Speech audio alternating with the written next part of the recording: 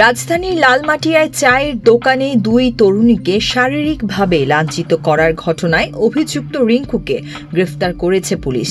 গোলাম মুস্তাফা রিন্টু, যিনি তার সাথে বাকবিতণ্ডা হয় এবং এক পর্যায়ে গোলাম মুস্তাফা রিন্টু।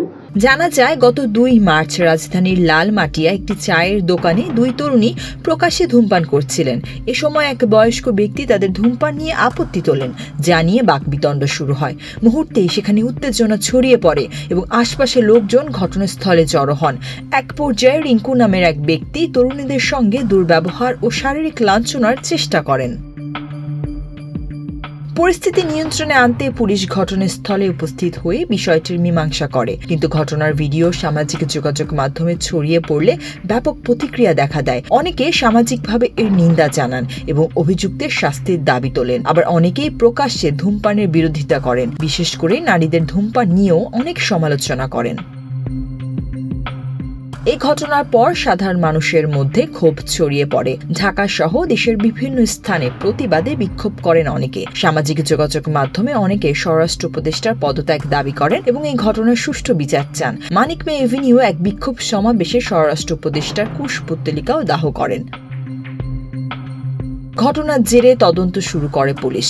পরে অভিযুক্ত রিঙ্কুকে গ্রেফতার করা হয়। সন্ধ্যার সময় আমরা যেটা জানতে পেরেছি, দুজন ভদ্রমহিলা তারা রাস্তায় দাঁড়িয়ে চা খাচ্ছিলেন। একটা পর্যায়ে ধূমপান ইস্যুকে কেন্দ্র করে এই গোলাম মুস্তাফা রিন্টু, যিনি তার সাথে বাকবিতণ্ডা হয় এবং এক পর্যায়ে গোলাম মুস্তাফা রিন্টু মহিলাদের করে এবং এর প্রেক্ষিতে ওদিন যে যার যার মতো অবস্থায় চলে যায়।